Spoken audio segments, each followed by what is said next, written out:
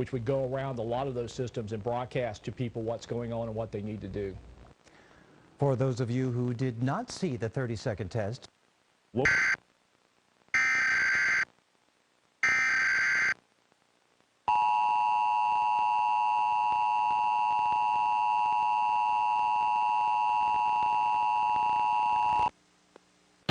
is a test of the emergency alerts.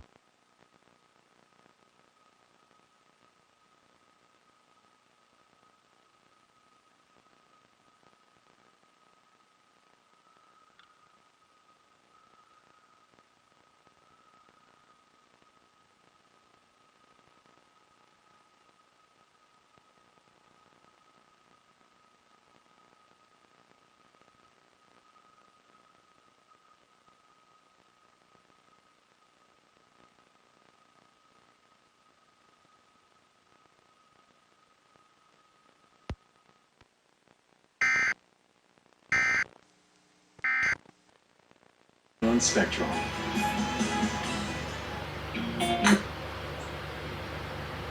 Is United States at 2:20 p.m. on October 4th, 2023, effective until 2:50 p.m.